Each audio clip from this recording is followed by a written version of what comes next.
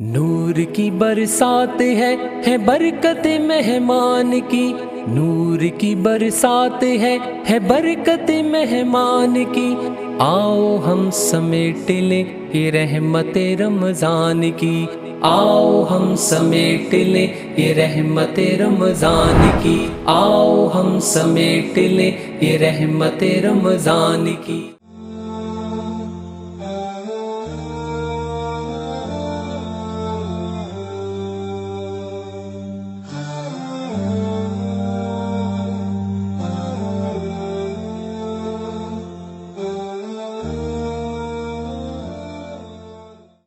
بسم اللہ الرحمن الرحیم، الحمد للہ رب العالمین، والصلاة والسلام علی اشرف الانبیاء وخاتم المرسلین، اما بعد فاعوذ باللہ من الشیطان الرجیم، بسم اللہ الرحمن الرحیم۔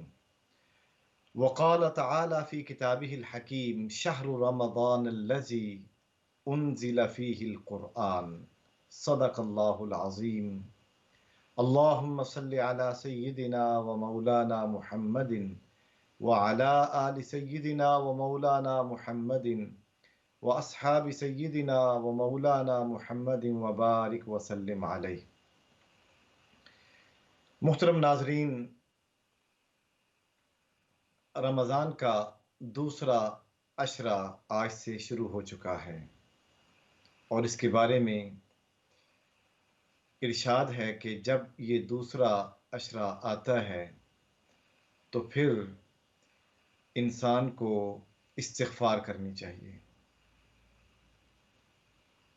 کیونکہ دوسرا عشرہ بخشش کا ہے، مغفرت کا ہے، اور اس کے لیے دعا یہ ہے، استغفر اللہ ربی من کل ذنب واتوب الیہ، میں اللہ سے بخشش طلب کرتا ہوں اپنے رب سے، اپنے گناہوں سے، اور میں اسی کی طرف رجوع کرتا ہوں۔ یہ دعا ہے، یہ ہمارے ناظرین جو ہمیں دیکھ رہے ہیں اس وقت، اس دعا کو یاد کر لیں اور اٹھتے بیٹھتے سوتے جاگتے جب بھی وقت ملے اس دعا کو دہراتے رہیں۔ یہ دوسرے عشرہ کی دعا ہے، 11ویں روزے سے لے کر 20ویں روزے تک یہ ہم نے دعا مانگنی ہے، استغفر اللہ ربی من کل ذنب واتوب الیہ۔ جی، اللہ رب العزت کا ارشاد ہے، شہر رمضان الذی انزل فیہ القرآن، رمضان کا مہینہ وہ ہے جس میں قرآن نازل کیا گیا۔ تو رمضان کے مہینے کی جو خصوصیت ہے وہ یہ ہے کہ اس میں قرآن اتارا گیا۔ اور پھر قرآن کی خصوصیت کیا ہے؟ رمضان کے مہینے کی خصوصیت قرآن کا نازل ہونا، اور قرآن کی خصوصیت کیا ہے؟ قرآن کی پہلی خاصیت تو یہ ہے ھدی للناس، کہ یہ پوری انسانیت کے لیے ہدایت اور رہنمائی کا فریضہ سر انجام دے رہا ہے، اور وبینات من الہدی والفرقان، اور پھر اس کے اندر روشن دلائل ہیں ہدایت کے، حق اور باطل کے درمیان فرق کرنے کے روشن دلائل موجود ہیں۔ تو قرآن مجید یہ رمضان کے مہینے میں نازل ہوا، یہ رمضان کی خاصیت ہے۔ اور پھر قرآن کی خاصیت یہ ہے کہ یہ پوری انسانیت کے لیے ہدایت اور رہنمائی کا فریضہ سر انجام دے رہا ہے۔ اس میں اس ہدایت کے سارے دلائل موجود ہیں، اور اس کے ساتھ ساتھ حق اور باطل کے مابین فرق کرنے والے سارے دلائل بیان کیے گئے ہیں۔ ناظرین، آپ نے دیکھا کہ قرآن انسانیت کے لیے رہنمائی بن کے آیا ہے۔ یہ رہنما اصول، یہ رہنمائی کا روشن چراغ، یہ پوری انسانیت کے لیے ہے۔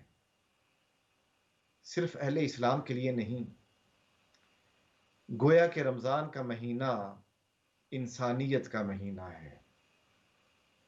اس لیے مفسرین نے اس نقطے کو بیان کیا کہ رمضان کا مہینہ یہ پوری انسانیت کا مہینہ ہے، اور جب یہ مہینہ آتا ہے تو اس کے بارے میں حضرت ابو ہریرہ رضی اللہ تعالی عنہ کی روایت، جس کو امام بخاری اور امام مسلم نے روایت کیا، عن ابی ہریرہ رضی اللہ تعالی عنہ عن النبی صلی اللہ علیہ وآلہ وسلم قال، سیدنا ابو ہریرہ رضی اللہ تعالیٰ عنہ کی روایت ہے کہ حضور اکرم صلی اللہ علیہ وآلہ وسلم نے ارشاد فرمایا، اذا جاء رمضان، جب رمضان آتا ہے، فتحت ابواب الجنہ، تو جنت کے دروازے کھول دیے جاتے ہیں، وغلقت ابواب النار، اور دوزخ کے سارے دروازے بند کر دیے جاتے ہیں، وصفدت الشیاطین، اور شیاطین کو جکڑ دیا جاتا ہے۔ تو جب جنت کے دروازے بھی کھل گئے، جہنم کے سارے دروازے بند ہو گئے، شیاطین کو قید کر دیا گیا، تو انسان کی طبیعت خود بخود آمادہ ہو گئی نیکی کی جانب۔ اب انسان کا جی چاہتا ہے کہ نیکی کرے۔ جب انسان نیکی کرنا شروع کرتا ہے تو نیکی اپنوں تک محدود نہ ہو، بلکہ انسانیت کے ہر طبقے تک یہ نیکی جانی چاہیے۔ آپ دیکھتے ہیں کہ سحری کے وقت کیا خوبصورت ماحول ہوتا ہے، افطاری کا کیا روح پرور سما ہوتا ہے۔ اسی طریقے سے اللہ رب العزت نے اہل اسلام کو یہ ہدایت اور روشنی دی کہ تم زکوٰۃ ادا کرو رمضان کے مہینے میں، نہ صرف زکوٰۃ ادا کرو بلکہ صدقات بھی دو، اور تمہاری مہربانی اور شفقت کا جو سائبہ ہے وہ صرف اہل اسلام پر نہ ہو، بلکہ دیگر مذاہب کے لوگوں تک بھی تمہاری مہربانی پہنچنی چاہیے، انہیں اندازہ ہو کہ اسلام کتنا عظیم الشان مذہب ہے جو اپنی شفقت اور مہربانی کے دروازے ہر ایک کے لیے کھول دیتا ہے، کیونکہ رمضان انسانیت کا مہینہ ہے۔ اس میں آپ قرآن بطور تحفہ تقسیم کریں، اپنے رشتہ داروں میں، اپنے دوستوں میں، دیگر مذاہب تک اسلام کا پیغام پہنچانے کے لیے آپ قرآن کا تحفہ انہیں بھیجیں رمضان کے مہینے میں، اور کہیں یہ ایک سٹکی نوٹ لکھ کر بھیجیں کہ ہم رمضان کے مہینے میں ہیں اور رمضان کا مہینہ انسانیت کے لیے آیا ہے، ہم آپ کو یہ گفٹ بھیج رہے ہیں، آپ محبت کا یہ پیغام پڑھیں، یقیناً اس کے دل میں اللہ تعالیٰ کی رحمت آئے گی، اور ہو سکتا ہے کہ وہ اللہ کا یہ ابدی پیغام قبول کر لے اور وہ اسلام کے محبت بھرے سائے میں آ جائے۔ اسی طریقے سے رمضان کی جو خصوصیات ہیں وہ یہ ہیں کہ اگر کوئی شخص روزہ رکھتا ہے تو اسے کیا انعام دیا جاتا ہے۔ امام بخاری اور امام مسلم نے اس حدیث کو روایت کیا، ان ابی سعید الخدری رضی اللہ عنہ قال، سیدنا ابو سعید الخدری رضی اللہ تعالیٰ عنہ روایت کرتے ہیں، قال قال رسول اللہ صلی اللہ علیہ وآلہ وسلم، آقا دو عالم صلی اللہ علیہ وآلہ وسلم نے ارشاد فرمایا، ما من عبد یصوم یوما فی سبیل اللہ، کوئی بھی اللہ کا بندہ اللہ کی رضا کی خاطر روزہ رکھتا ہے، الا باعد اللہ بذالک اليوم وجہہ عن النار 70 خریفا، تو اللہ رب العزت اس کے چہرے سے آگ کو 100 سال کی مسافت سے دور کر دیتا ہے۔ گویا کہ آگ اس کے قریب نہیں آ سکتی۔ اس سے بڑا اور کیا انعام ہوگا روزے دار کے لیے۔ ایک اور حدیث پاک، وہ بھی امام بخاری اور امام مسلم کی روایت ہے۔ عن ابی ہریرہ رضی اللہ عنہ عن النبی صلی اللہ علیہ وآلہ وسلم قال من صام رمضان ایمانا واحتسابا غفر له ما تقدم من ذنبه، کہ جس شخص نے ایمان کی حالت میں روزہ رکھا اور اپنی ذات کا احتساب کیا تو اس کے سارے سابقہ گناہ معاف کر دیے جاتے ہیں۔ احتساب کا معنی کیا ہے؟ احتساب کا معنی یہ ہے کہ وہ یہ دیکھے کہ اس نے ماضی میں کتنے گناہ کیے اور کتنی نیکیاں کی۔ یہ احتساب ہے۔ احتساب حساب سے ہے، اور حساب کا معنی ہوتا ہے شمار کرنا۔ انسان دیکھے کہ اس نے ماضی میں کتنی نیکیاں کی اور کتنے گناہ کیے، اور پھر وہ اپنے دل میں فیصلہ کرے کہ میں نے آئندہ گناہ نہیں کرنے، بلکہ نیکیوں پر قائم رہنا ہے، نیکی کرتے رہنا ہے۔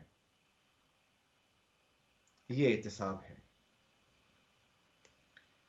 یاد رکھیے کہ رمضان کے مہینے میں قرآن پڑھنے کا جو اجر و ثواب ہے وہ دیگر مہینوں میں نہیں ہے۔ باقی 11 مہینوں میں بھی قرآن پڑھنے کا ثواب ملتا ہے، لیکن رمضان کے مہینے میں اس کا اجر و ثواب کہیں زیادہ ہے۔ امام بخاری امام مسلم کی روایت ذکر کر رہا ہوں، ان ابن عباس رضی اللہ عنہما قال كان رسول اللہ صلی اللہ علیہ وآلہ وسلم اجود الناس، حضور اکرم صلی اللہ علیہ وآلہ وسلم لوگوں میں سے سب سے زیادہ سخی ہیں۔ وَكَانَ أَجْوَدُ مَا يَكُونُ فِي رَمَضَانَ حِينَ يَلْقَاهُ جِبْرِيلُ، اور آپ رمضان کے مہینے میں زیادہ سخی ہو جاتے تھے، زیادہ سخاوت فرماتے تھے جب بھی جبریل امی سے ملاقات فرماتے، اور آپ جبریل امی سے رمضان کی ہر رات ملاقات فرمایا کرتے تھے، اور جب بھی ملاقات فرماتے تو آپ جبریل امی کو قرآن سناتے، اور حضور اکرم صلی اللہ علیہ وآلہ وسلم جب بھی جبریل امی سے ملتے تو آپ تیز چلنے والی ہوا سے بھی زیادہ سخی ہوتے، سخاوت فرماتے۔ یہ ایک استعارہ ہے، میٹافوریکل میننگ ہے کہ جس طرح تیز ہوا کی تیزی کو کوئی نہیں پا سکتا، اسی طریقے سے آپ صلی اللہ علیہ وآلہ وسلم کی جو سخاوت ہے اس تک کوئی پہنچ نہیں سکتا، اتنی زیادہ سخاوت فرماتے۔ جو گھر میں ہوتا دوسروں کو دے دیتے۔ تو گویا کہ رمضان کے مہینے میں سخاوت کرنا یہ حضور اکرم صلی اللہ علیہ وآلہ وسلم کی سنت ہے۔ خواہ وہ سخاوت زکوٰۃ کی صورت میں ہو، صدقات کی صورت میں ہو۔ زکوٰۃ تو فرض ہے، لیکن صدقات کی صورت میں انسان سخاوت کرے، کسی کو افطاری بھجوا دے، کسی کو سحری بھجوا دے، کوئی بیوہ ہے اس کی مدد کر دے، کوئی یتیم ہے اسے کپڑے بھجوا دے، تو یہ سخاوت ہے۔ علم کی سخاوت بھی ہے کہ انسان بچوں کو پڑھانا شروع کر دے، دائی ہے تو 3 گھنٹے 2 گھنٹے 4 گھنٹے سخاوت کرے کہ میں نے اللہ کی راہ میں علم کو پھیلانا ہے، قرآن کا نور پھیلائے، حدیث کی روشنی پھیلائے، تصوف کی خیرات کو دوسروں تک پہنچائے، تو اسے اس انداز میں سخاوت کو آگے پھیلانا ہے۔ تو سخاوت صرف مال کی نہیں ہے، وقت کی بھی ہے، علم کی بھی ہے، اخلاق کی بھی ہے۔ اخلاق کی کیسے؟ جس کو ملے مسکرا کر ملے، جسے ملے اچھے لفظوں سے یاد کرے۔ یہ لفظوں کی سخاوت ہے، اخلاق کی سخاوت ہے۔ تو حضور اکرم صلی اللہ علیہ وآلہ وسلم رمضان کے مہینے میں تیز چلنے والی ہوا سے بھی زیادہ سخی ہوتے تھے۔ کوئی آپ کی سخاوت کو نہیں پہنچ سکتا۔ تو رمضان کا مہینہ اور بالخصوص دوسرا عشرہ، دوسرے 10 دن، یہ بڑے خاص ہیں اہل اسلام کے لیے، کہ وہ یہ دیکھیں کہ کس طریقے سے ہم رمضان کے ایک ایک لمحے سے فائدہ اٹھا سکتے ہیں۔ اللہ رب العزت ہمیں رمضان کی برکتیں اور رحمتیں عطا فرمائے۔ یہ بھی ذہن میں رہے کہ روزہ اس کے لیے ہے جو طاقت رکھتا ہو۔ اگر ایک شخص رمضان کے پہلے 10 دنوں میں صحیح تھا اور اس کی صحت بڑی اچھی تھی، لیکن جیسے ہی دوسرا عشرہ شروع ہوا تو اسے بیماری لاحق ہو گئی، اب وہ کیا کرے؟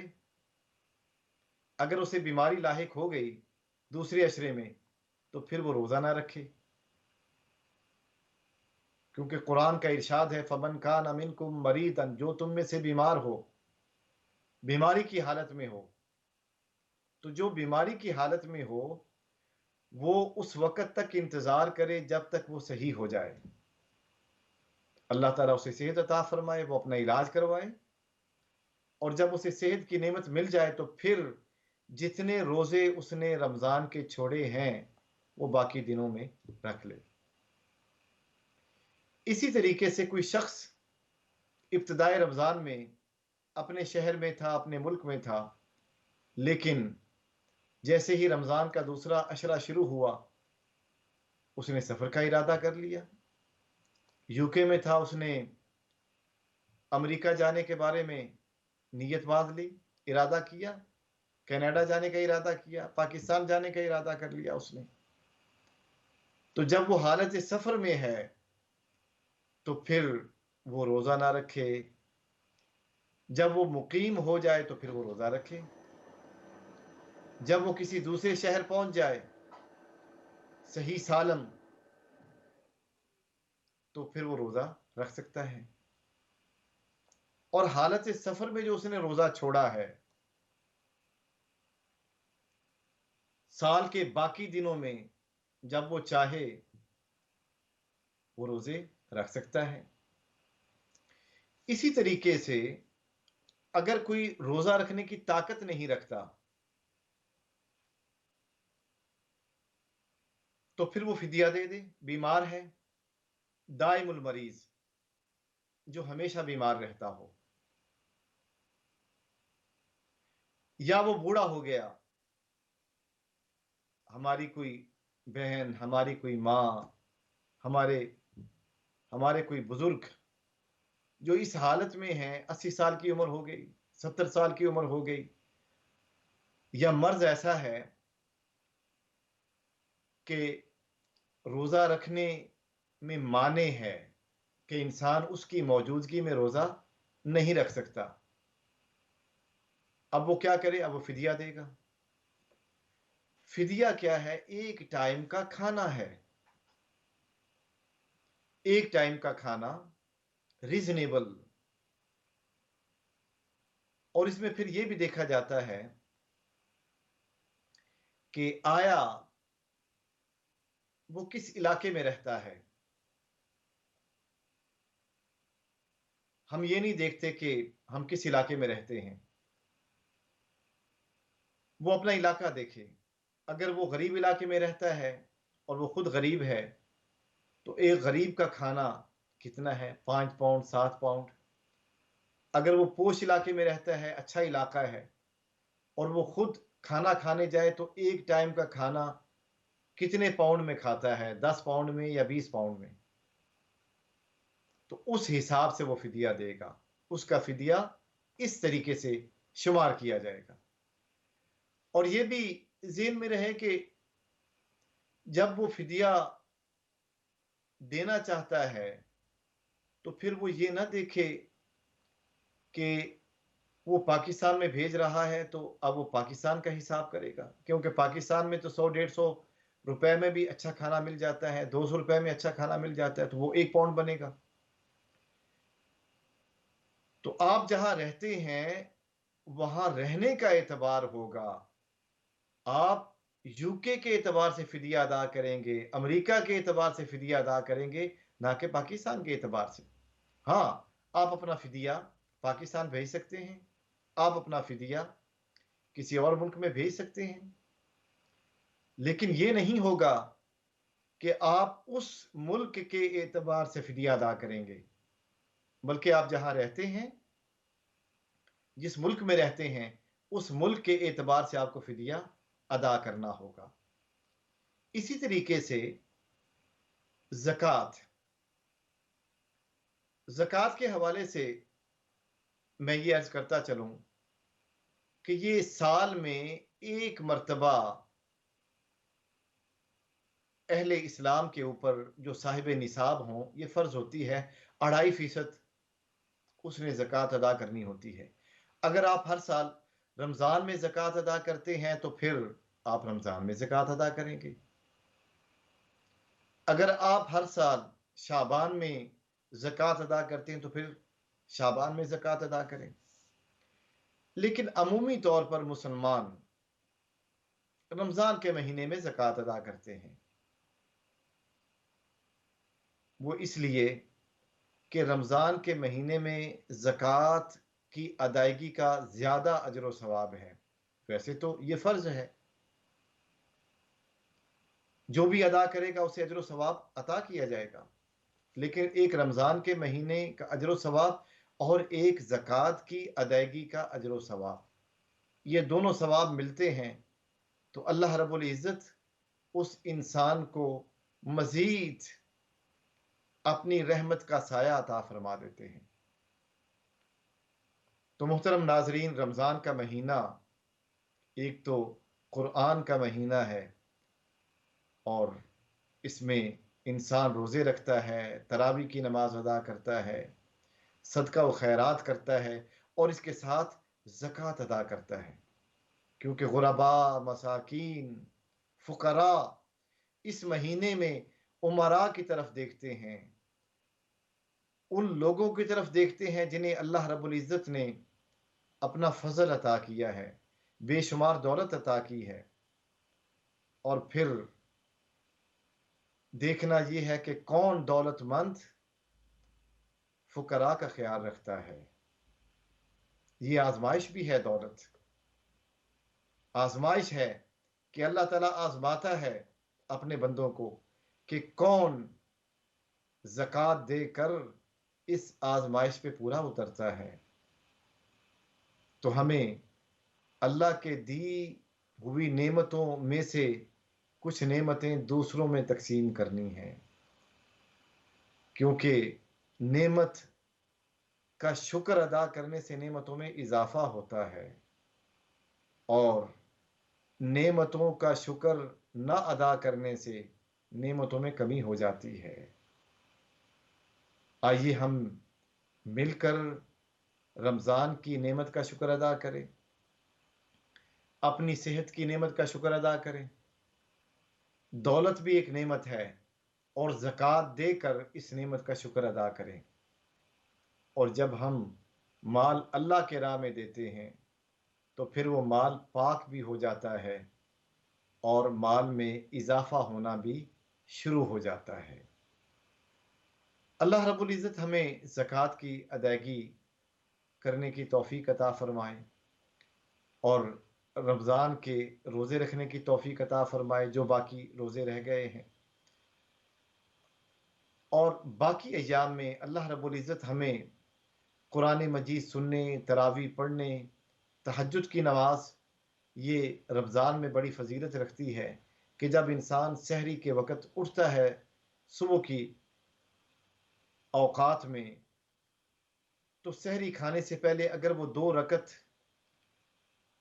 تہجد کے ادا کر لے تو 2 رکعت تہجد کے یہ بڑا اجر و ثواب ہے اس کے اندر، اور سحری بذات خود برکت ہے۔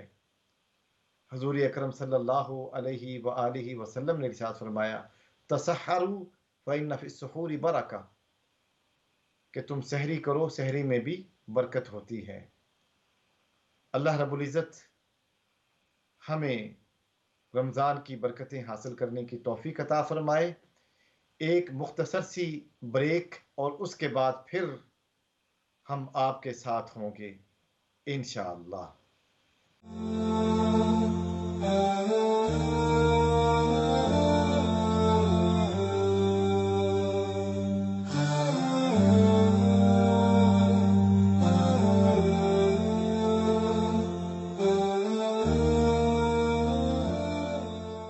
ویلکم بیک محترم ناظرین۔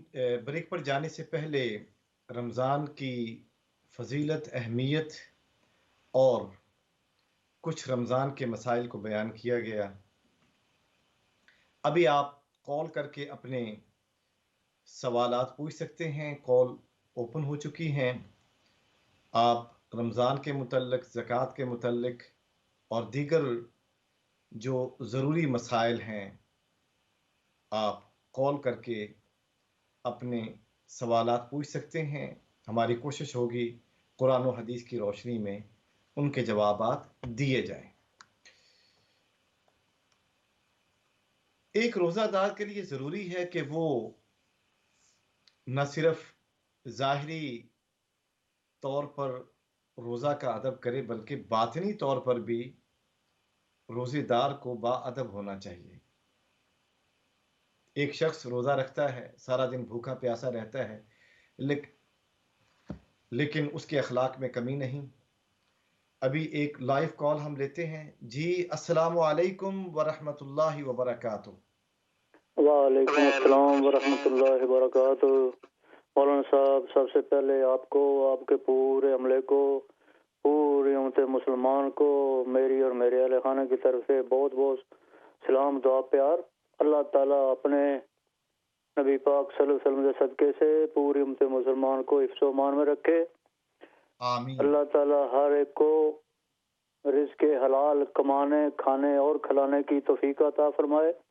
میرا مولانا صاحب سوال یہ ہے کہ یہ جب نکاح کرتے ہیں تو جب یہ حق مہر کے پیسے دیتے ہیں، مجھے اس کی سمجھ نہیں آئی کہ یہ حق مہر کے پیسے کیوں دیتے ہیں، اس کا کیا مطلب کیا ہے؟ جب فلاں ولد فلاں آپ کو قبول ہے، لڑکی راضی ہے، لڑکا راضی ہے، ماں باپ راضی ہیں، دونوں کے، لڑکے کے بھی لڑکی کے بھی، اور اس وقت یہ جب یہ حق مہر کے پیسے دیتے ہیں، اس کی ذرا رہنمائی کر دیں۔ جی بہتر ہے آپ کا سوال۔ جی ایک اور کال ہم لیں گے۔ السلام علیکم۔ جی وعلیکم السلام۔ میں نے زکوٰۃ کے بارے میں آپ سے ایک مسئلہ پوچھنا تھا۔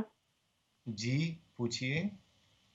دو لڑکیاں ہیں، ان کے ماں باپ دونوں فوت ہوئے ہیں، لیکن وہ جوان ہیں، مطلب 24-25 سال کی ہیں، اور ان کا بھائی کے گھر رہتی ہیں، ان کو زکوٰۃ لگ جاتی ہے یا نہیں؟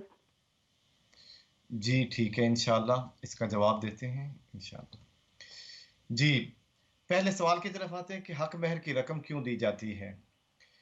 تو حق مہر کی رقم اس لیے دی جاتی ہے تاکہ جو نکاح ہے اور جو ایک امانت اللہ رب العزت نے انسان کو دی ہے وہ دوسرے کے لیے حلال ہو سکے، اور یہ حق مہر سنت ہے۔ حضور اکرم صلی اللہ علیہ وآلہ وسلم نے اس کو سنت ارشاد فرمایا ہے۔ آپ صلی اللہ علیہ وآلہ وسلم کے دور میں حق مہر بڑا ریزنیبل ہوا کرتا تھا اور بڑا باوقار، اور اس کو جب دولہا اپنی دلہن کو پیش کرتا ہے تو وہ ایک بڑا معقول اور بڑے باوقار طریقے سے ایک معقول ریزنیبل یہ ایک رقم ہوا کرتی تھی۔ لیکن آج کے دور میں وہ رقم ریزنیبل نہیں رہی، یا تو لوگ ابھی تک کہتے جی 32 روپے ہم نے دینے ہیں، جیسے کہ میں نے پہلے کہا کہ یہ حق مہر اس امانت کو حاصل کرنے کے لیے ہے جو عورت کے پاس ہوتی ہے، اور وہ مرد کے لیے عورت حلال ہو جاتی ہے۔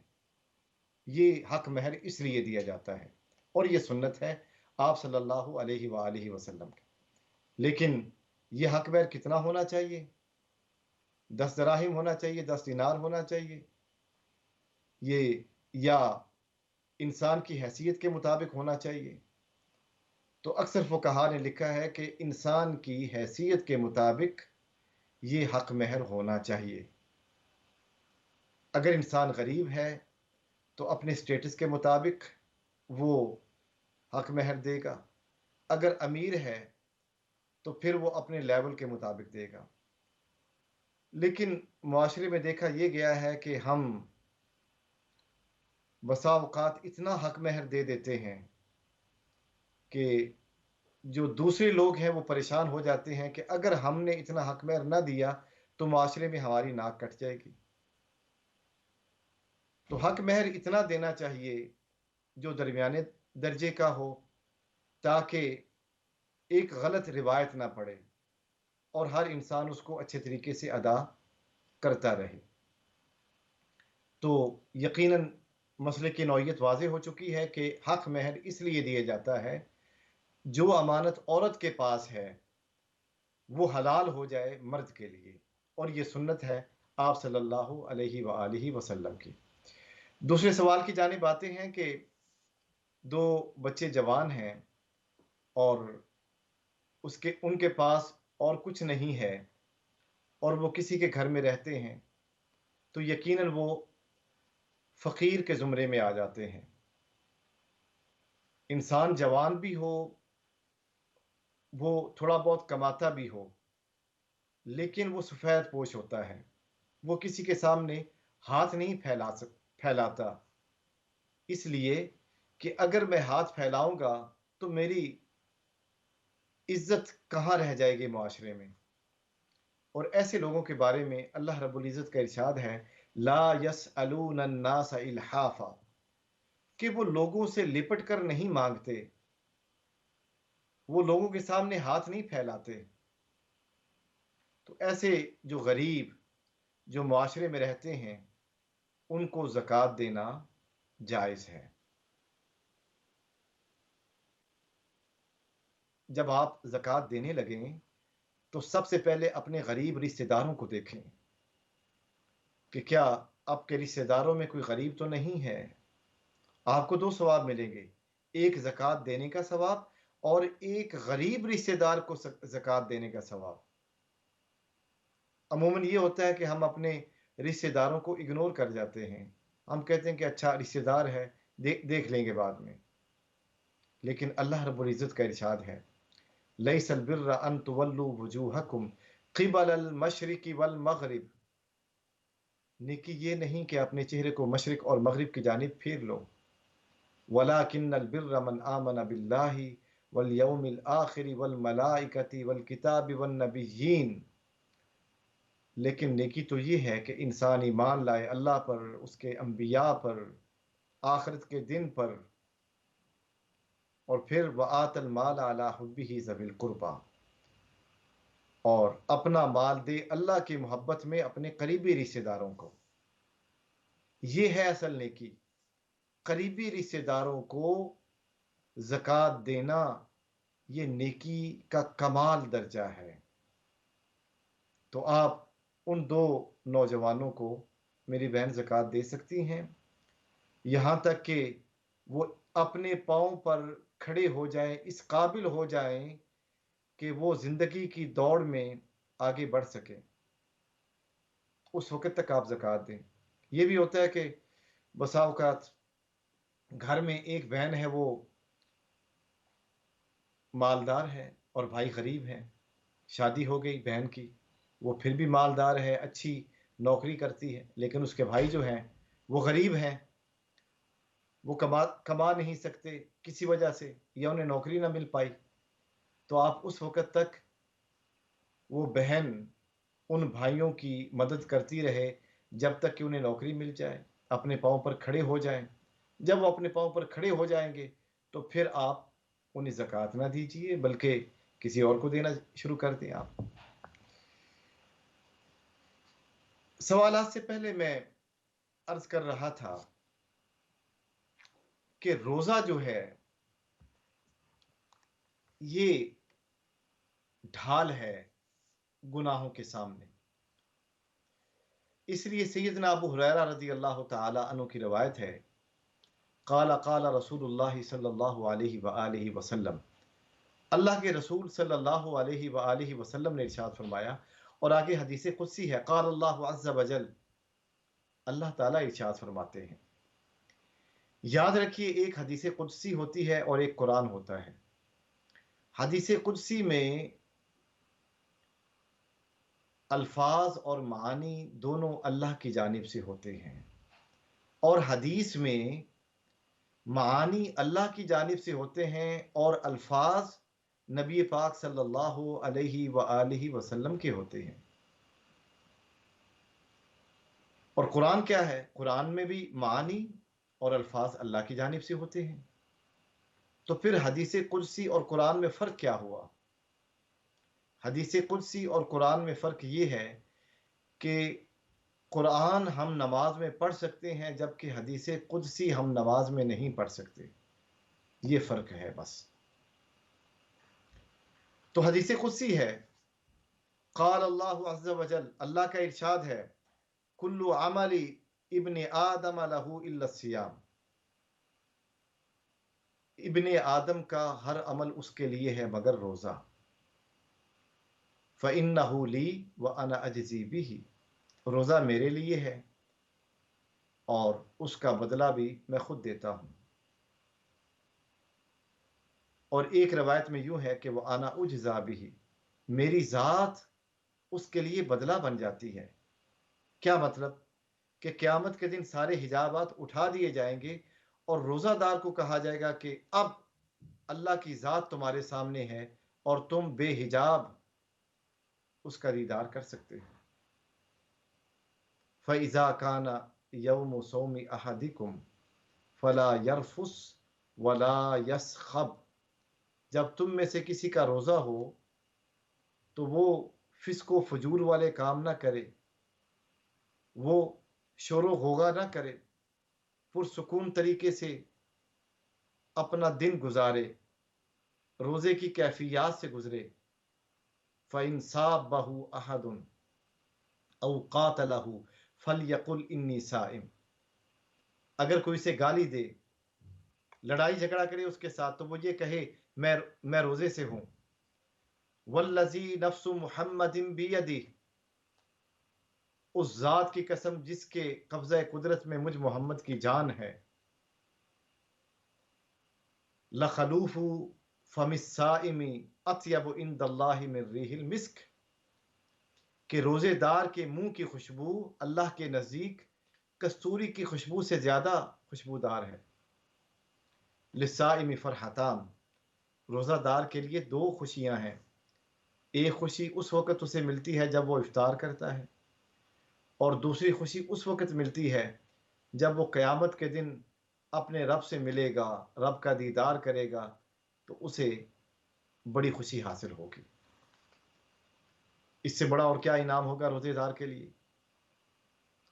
اور پھر سال ابن سعد رضی اللہ تعالیٰ عنہ روایت کرتے ہیں، حضور اکرم صلی اللہ علیہ وآلہ وسلم نے ارشاد فرمایا کہ جنت میں ایک دروازہ ہے جسے ریان کہا جاتا ہے، جس میں صرف روزہ دار داخل ہوں گے قیامت کے دن، اور کوئی داخل نہ ہوگا۔ جب قیامت کا دن ہوگا صدا آئے گی، کہاں ہے روزے دار، آ جائیں۔ روزے دار داخل ہوں گے اور ریان دروازے سے جنت میں داخل ہو جائیں گے۔ جب سارے روزے دار اس جنت کے دروازے میں داخل ہو کر جنت میں پہنچ جائیں گے تو پھر وہ دروازہ بند کر دیا جائے گا اور کسی کے لیے کھولا نہ جائے گا۔ یہ ہے روزے دار کی جزا جو اسے دی جائے گی قیامت کے دن۔ یاد رکھیں روزہ جو ظاہری ہے وہ بھوک اور پیاس ہے، اور جو باطنی روزہ ہے وہ یہ ہے کہ انسان اپنے دل میں پاکیزہ خیال رکھے، برا خیال نہ آنے دے، چغلی نہ کرے، کسی کی غیبت نہ کرے، گالی نہ دے، لڑائی جھگڑا نہ کرے، برے خیالات سے دور ہو جائے۔ جب انسان اس طرح کر لیتا ہے تو پھر اسے روزے کا باطنی فائدہ بھی حاصل ہو جاتا ہے۔ ظاہری روزہ جو رکھتے ہیں انہیں باطنی روزہ بھی رکھنا چاہیے، کیونکہ اللہ ارشاد فرماتے ہیں کہ اگر کوئی شخص بھوکا پیاسا رہتا ہے لیکن وہ گالی گلوچ بھی کرتا ہے، غیبت بھی کرتا ہے، لڑائی جھگڑا بھی کرتا ہے، تو اللہ تعالیٰ کو اس کے بھوکا پیاسا رہنے سے کوئی تعلق نہیں ہے۔ پھر وہ پورا دن 15 گھنٹے 18 گھنٹے اس نے ایسے ہی گزار دیے بھوک اور پیاس میں۔ اس سے بہتر تھا کہ وہ روزہ ہی نہ رکھتا۔ لیکن روزہ رکھ کر انسان کو کوشش کرنی چاہیے کہ وہ روزے کے باطنی فوائد حاصل کرے۔ اس کے ساتھ ساتھ یہ بھی میں بتاتا چلوں کہ روزے کی حالت میں کوشش کرنی چاہیے کہ مسواک کی جائے، اور اگر انسان مسواک نہیں کرتا تو ٹوٹ برچ کرنے میں بھی کوئی حرج نہیں ہے۔ انسان ٹوتھ برش کا استعمال بھی کر سکتا ہے، کیونکہ مقصود دانتوں کی صفائی ہے اور وہ اس سے بھی حاصل ہوتی ہے۔ اگر وہ مسواک استعمال کرتا ہے تو 2 فائدے ہیں، ایک تو دانتوں کی صفائی اور دوسرا سنت کا ثواب ہے۔ اسی طریقے سے آئی ڈراپ کا استعمال وہ کر سکتا ہے، وہ ایئر ڈراپس کانوں میں دوائی ڈال سکتا ہے، ناک میں دوائی ڈال سکتا ہے۔ کیا وجہ ہے؟ اس سے روزہ نہیں ٹوٹتا۔ روزہ ٹوٹنے کے لیے جو وجوہ بیان کی گئی ہیں فقہا کی جانب سے وہ یہ ہیں، نمبر 1 کہ اگر کوئی ایسی چیز جسم میں داخل کر رہا ہے جس سے طاقت حاصل ہوتی ہے تو پھر روزہ ٹوٹ جائے گا۔ نمبر 2 جو چیز جسم میں داخل کی جا رہی ہے وہ غذا کا باعث ہے تو پھر بھی روزہ ٹوٹے گا۔ نمبر 3 وہ ایسے راستے سے داخل کی جا رہی جو کہ معتاد ہے، عادتاً انسان وہ اس راستے سے چیزوں کو داخل کرتا ہے، مثلا منہ ہو گیا، یا فقہا نے یہ بھی کہا کہ انسان کی مقعد ہے، جس طریقے سے کہ انسان زیادہ بیمار ہو اور منہ سے انسان نہ کھا سکے تو اطباء ڈاکٹرز دوسرے راستے سے چیزوں کو داخل کرتے۔ لیکن جو باقی راستے ہیں یہ کھانے پینے کے راستے نہیں ہیں۔ آنکھ کا راستہ کھانے پینے کا راستہ نہیں ہے، کان کھانے پینے کا راستہ نہیں ہے، ناک کھانے پینے کا راستہ نہیں ہے، یا انجیکشن جو کہ اعصاب کے اندر لگایا جاتا ہے یہ کھانے پینے کا راستہ تو نہیں ہے، تو اس سے روزہ نہیں ٹوٹتا۔ آج کل کووڈ-19 ہے، اس کی ویکسینیشن جاری ہے، تو کووڈ-19 کی ویکسینیشن لینے سے روزہ نہیں ٹوٹتا، کیونکہ یا یہ نہ تو طاقت کا باعث ہے اور نہ ہی یہ فوڈ کا باعث ہے، نہ ہی اس سے غذا حاصل ہوتی ہے۔ یہ تو اعصاب کے اندر لگایا جاتا ہے، انسانی پٹھوں میں لگایا جاتا ہے، اس لیے اس سے روزہ نہیں ٹوٹے گا۔ اسی طریقے سے انہیلر کا استعمال، اگر کوئی شخص انہیلر استعمال کرتا ہے کیونکہ سانس کا مسئلہ ہے اسے، تو سانس کی بحالی کے لیے وہ انہیلر استعمال کرتا ہے تو اس سے بھی روزہ نہیں ٹوٹتا، کیونکہ سانس بحال ہوگا تو روزہ قائم رہے گا۔ اس سے انسانی زندگی باقی رہے گی۔ تو انہیلر انسانی زندگی کی بحالی میں، انسانی سانس کی بحالی میں مدد کر رہا ہے۔ تو جب انسانی سانس بحال ہوگا تو آگے معاملات بڑھ سکیں گے۔ تو انہیلر سے بھی روزہ نہیں ٹوٹتا۔ اگر انسان، بعض لوگوں کو عادت ہوتی کہ وہ سوئے ہوئے ہوتے ہیں، تو سونے کی حالت میں سوئے ان کو پتہ نہیں چلتا، تو وہ اپنے ساتھ بوتل پانی کی رکھ کے سو جاتے ہیں اور پھر اسے پی لیتے ہیں، یا اس نیم غنودگی کی حالت میں انہیں احساس نہیں ہوتا کہ سونے کے دوران وہ پانی پی جاتے ہیں۔ اگر انہوں نے بھول کر سونے کی حالت میں پانی پی لیا تو روزہ نہیں ٹوٹا۔ ہاں، روزہ تب ٹوٹتا ہے جب انسان جان بوجھ کر کھاتا ہے یا پیتا ہے، اور جب انسان جان بوجھ کر کھاتا ہے یا پیتا ہے تو اس کا روزہ ٹوٹ گیا۔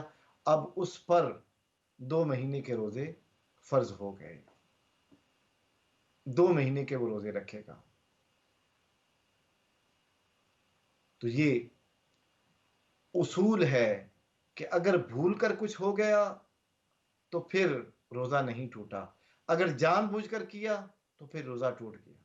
یہ بڑا سادہ سا اصول ہے، اس کو آپ سمجھ لیجیے کہ اگر بھول کر اس نے کوئی کام کیا تو پھر روزہ نہیں ٹوٹا، اور اگر جان بوجھ کر اس نے کھایا یا پیا یا حقوق زوجیت کی ادائیگی کر لی تو پھر روزہ ٹوٹ گیا۔ اسی طریقے سے اگر کوئی خاوند اپنی بیوی کا بوسہ لے لیتا ہے، کس کر لیتا ہے،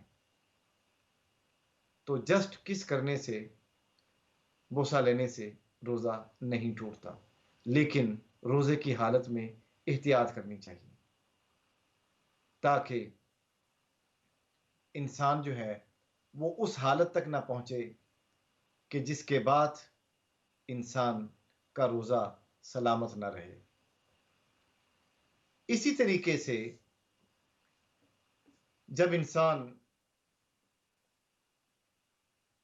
کہیں سفر پہ جاتا ہے اور قریب کا شہر ہے، ایک ملک میں رہتے ہوئے قریبی شہر میں جاتا ہے اور وہ یہ سمجھتا ہے کہ میں روزہ رکھ سکتا ہوں، تو وہ روزہ رکھ سکتا ہے۔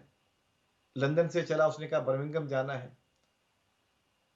حالانکہ 2-3 گھنٹے کی مسافت ہے لندن سے برمنگم، اور انسان مسافر ہو جاتا ہے، آدھی نماز پڑھتا ہے۔ اگر وہ سمجھتا ہے کہ میں روزہ رکھ سکتا ہوں تو پھر قرآن کا یہ حکم ہے وَأَن تَصُومُوا خَيْرٌ لَكُمْ، اگر تم روزہ رکھو گے یہ تمہارے لیے بہتر ہے۔ تو اس طریقے سے روزہ رکھنے میں بھی اجر و ثواب ہے۔ لندن سے برمنگم آ گیا، لندن سے وہ نوٹنگم آ گیا، نوٹنگم سے اس نے لیورپول کا سفر کر لیا، ایک شہر سے دوسرے شہر سفر کرتا رہا، تو وہ یہ سمجھتا ہے کہ میں روزہ رکھ سکتا ہوں، تو روزہ رکھے، اسے اجر و ثواب عطا کیا جائے گا۔ یاد رکھیے کہ دوسروں کو روزہ افطار کرانے میں جو اجر و ثواب ہے وہ اکیلے افطار کرنے میں اجر و ثواب نہیں ہے۔ آپ اپنے گھر والوں کے ساتھ بیٹھ کے روزہ افطار کریں، یا آپ اپنے رشتہ داروں کے ساتھ بیٹھ کے روزہ افطار کریں، یا کسی کو افطاری بھجوا دیں آپ، یا کسی کو پیسے دے دیں کسی غریب کو کہ میری طرف سے افطاری کر لو، تو اس پر اللہ تعالیٰ اجر و ثواب عطا فرماتے ہیں۔ ہم دعا کرتے ہیں کہ اللہ رب العزت ہمیں رمضان کے مہینے کی برکتیں عطا فرمائے، اور ہم رمضان کا حقیقی مقصد حاصل کریں، اور وہ کیا ہے؟ تقوی۔ اللہ تعالیٰ ہمیں پرہیزگاری عطا فرمائے۔ اللہ رب العزت آپ کو تقوی کے ساتھ اپنی اور اپنے حبیب پاک علیہ الصلاۃ والسلام کی محبت عطا فرمائے۔ اللہ رب العزت آپ کو رمضان کی بے شمار رحمتیں اور برکتیں عطا فرمائے۔ اللہ رب العزت آپ کا ہمیشہ حامی و ناصر ہو۔